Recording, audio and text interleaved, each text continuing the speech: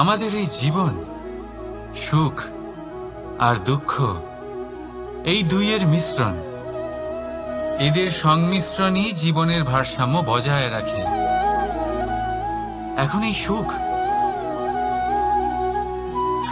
এমন এক বস্তু যাকে সবাই খুঁজে চলেছে। দুঃখ এমন এক অনুভূতি যা সবার কাছে আছে। আমাদের প্রত্যেকের জীবনে সুখ আর দুঃখ আসতে থাকবে আর যেতেও থাকবে। এটা অবশ্যই জীবনে থাকবে, কিন্তু সফলতা এটা সবার জীবনে আসে না। কেন? কারণ এই সফলতা সুখ আর দুঃখের দ্বারা প্রাপ্ত হয় না। সফলতা প্রাপ্ত হয় নিজের উপরে বিশ্বাস করতে থাকলে। আকাশের ওই সূর্যকে দেখুন, সূর্যের বিশ্বাস আছে নিজের উপর যে সে সমস্ত জগৎকে আলোকিত করতে পারবে। নিজের প্রথম রশ্মি দিয়ে অন্ধকারকে দূর করতে পারবে। সূর্য এই বিশ্বাস নিয়েই আসে, আর কিছুক্ষণের মধ্যেই সমস্ত সংসার থেকে অন্ধকারকে বিনাশ করে ফেলে সে। তাহলে মনে রাখবেন, এই সুখের আভাস, এই দুঃখের অনুভূতি আসতেও থাকবে আর যেতেও থাকবে। শুধু নিজের উপরে বিশ্বাস রাখুন, তারপর দেখবেন এই সফলতা আপনার দাস হয়ে থাকবে। রাধা রাধা। চাঁদ কত শ্রেয়, শুভ্র, কত সুন্দর। কিন্তু যদি আপনি মনোযোগ সহকারে দেখেন তাহলে দেখবেন এই চাঁদেও দাগ আছে। আর এই দাগগুলি থাকার কারণে কি এই চাঁদের মাহাত্ম্য কখনো কমে যায়? কখনো নয়। এর কারণ হলো চাঁদের নিরন্তর চেষ্টা। একবার এই আকাশে দেখুন, এই অন্ধকার সবসময় চেষ্টা করে চাঁদকে ঢেকে দেওয়া, কিন্তু এই চাঁদ সবসময় এই অন্ধকারের সাথে লড়াই করতে থাকে।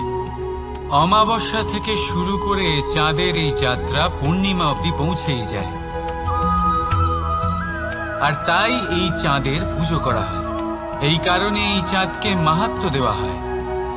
এইভাবেই যদি আপনার মধ্যে কোনো দোষ থাকে, কোনো খারাপ কিছু থাকে, তাহলে সেটা কোনো বড় ব্যাপার নয়। চেষ্টা করুন সেটাকে শুধরে নেওয়ার, কিন্তু সেই কারণে নিজেকে খারাপ মনে করা এটা অনুচিত।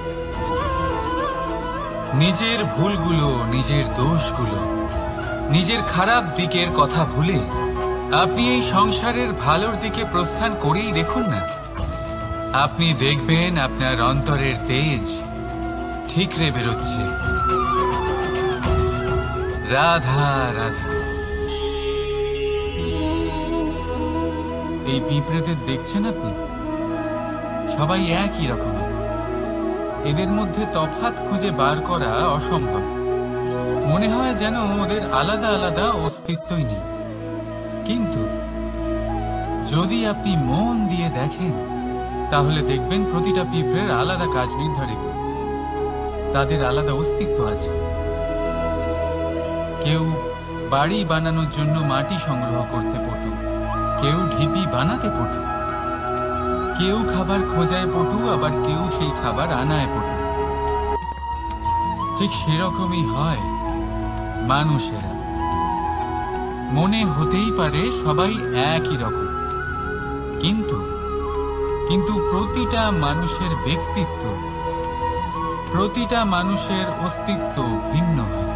আর সত্যি কথা বলতে কি, প্রতিটা মানুষের ভিন্নতাই আমাদের প্রগতির দিকে নিয়ে যায়। ভাবুন, যদি আপনাকে কারোর সাথে হাত মিলিয়ে চলতে হয়, তাহলে আপনাকে আপনার সোজা হাত তার উল্টো হাতে ধরে এগোতে হবে। এটাই সৃষ্টিকর্তার সৃষ্টির নিয়ম।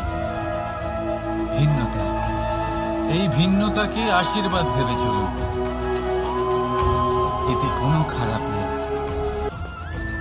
রাধা রাধা।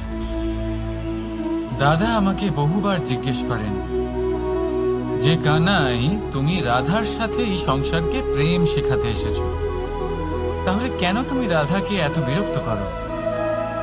কেন ও তোমাকে বিরক্ত করে? কেন এই ঝগড়াঝাটি হয়? কেন এই টানাপোড়েন চলে? এবার এটার উত্তর আমি কিছুটা এইভাবে দিতে চাই। পিঁপড়ে সেই বাড়িতেই প্রবেশ করে যেখানে মধু উপস্থিত আছে। যদি আপনার বাড়িতে মধু থাকে, কোনো মিষ্টি জিনিস থাকে, মিষ্টত্ব থাকে, তাহলে পিঁপড়ে সেখানে অবশ্যই প্রবেশ করবে। ঠিক এইরকমই হয় আমাদের সম্পর্ক। এর মধ্যে ছোটখাটো ঝগড়াঝাটি, টানাপোড়েন, রাগ করা, মন ভাঙানো, এই সব তো চলতেই থাকে। বিশেষ করে সেই সম্পর্কগুলিতে যেখানে মিষ্টত্ব আছে।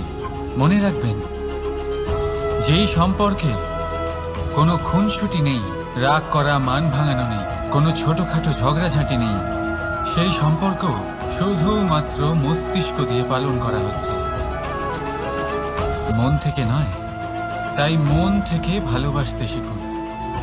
আর এই ছোটখাটো ঝগড়াঝাটির, এই অম্ল মধুর খুনসুটির আনন্দ উপভোগ করুন, কারণ এতেও ভালোবাসা আছে।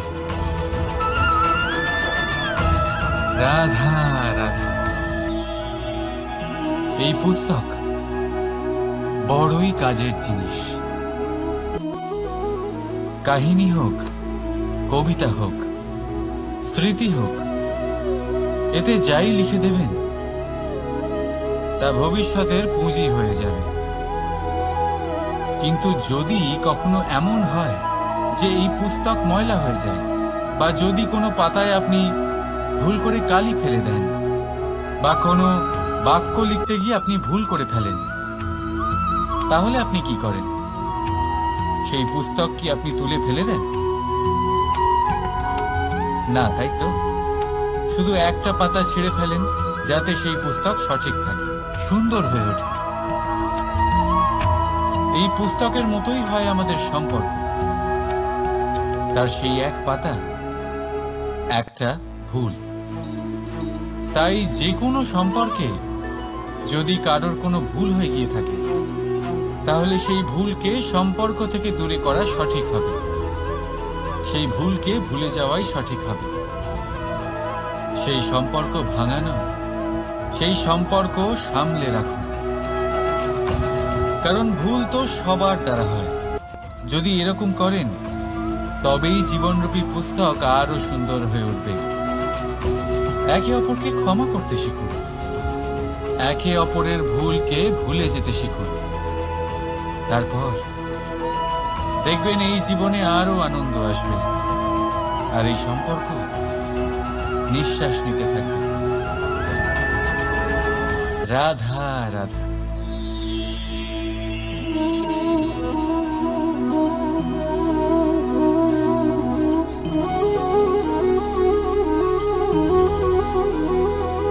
আমার এই ছায়া দেখতে পাচ্ছেন আপনি? প্রকাশের স্রোত যখন মধুর আর দূরে থাকে, তখন এই ছায়া লম্বা হয়ে যায়। কিন্তু যেই প্রকাশের স্রোত মাথার ওপরে চলে আসে, এই ছায়ার আকার ক্রমশ ছোট হতে থাকে। আর অন্ধকারে তো এই ছায়া বিলুপ্ত হয়ে যায়। কিছুটা এরকমই হয় আমাদের অহংকার। সুখের আগমন হলে, বৈভবের উপলব্ধিতে এটা বাড়তে থাকে। কিন্তু যেই সংকটের তাপ বেড়ে ওঠে, অহংকার ছোট হতে থাকে। আর যখন সংকটের এই অন্ধকার আমাদের চারিদিক থেকে ঘিরে ধরে, তখন এই অহংকার আমাদের ছায়ার মতোই বিলুপ্ত হয়ে যায়। তাই সেই কারণে আপনার জীবনে সংকটের আগমন আপনার অহংকার নষ্ট করেই দেবে, কিন্তু তার জন্য সংকটের অপেক্ষা কেন করবে? এই অহংকারকে বাড়তেই দেবেন না, উৎপন্ন হতেই দেবেন না। বিবেকের সুতো দিয়ে বেঁধে রাখবেন একে। দেখুন, আমি শ্রেষ্ঠ, এটা বিশ্বাস করতে কোনো আপত্তি নেই। কিন্তু শুধুমাত্র আমি শ্রেষ্ঠ, আর কেউ নয়,